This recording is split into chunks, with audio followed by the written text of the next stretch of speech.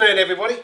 Just thought I'd introduce you to the newest member of the Cole family, a 2004 Kawasaki Meanstreak 1600B, 1552 cc's of get up and go. Bought it second hand, picked it up Tuesday night, rode it here to Rob's today. Thought I'd just point out a couple of interesting things about the Meanstreak that you don't find on every motorbike, find on some but not all.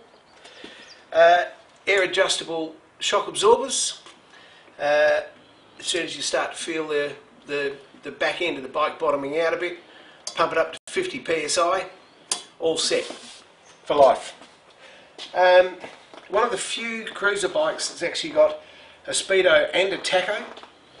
This particular bike, we have aftermarket pipes, Jardine pipes, sound pretty good. We'll fire it up in a minute. One of the unique things about this bike is it was a custom made seat for this particular bike by the previous owner, or for the previous owner, my apologies, made in Wagga in New South Wales. The colour is,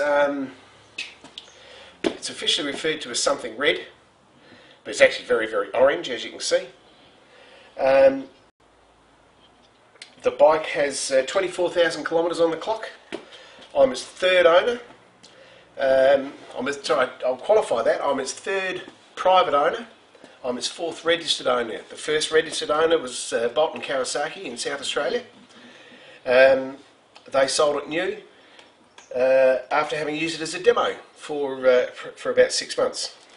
So there's some interesting history about who has and hasn't ridden this particular bike. One of the things that I particularly like about it is that the brakes are straight off a Kawasaki ZX10 sports bike, and I've been married up to a cruiser.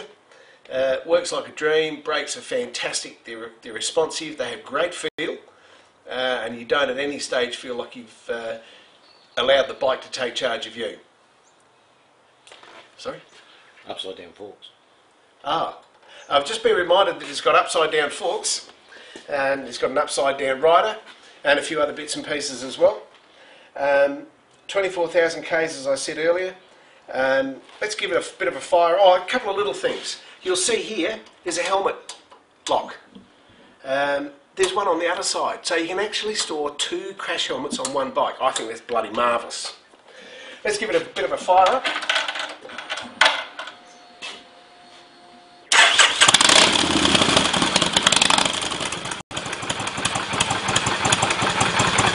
Sounds fairly sweet.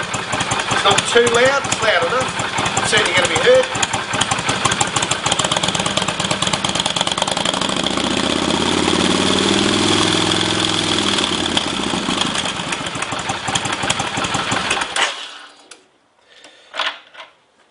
An exceptionally comfortable motorbike. I bought it because I've done a few trips away on my VZ800.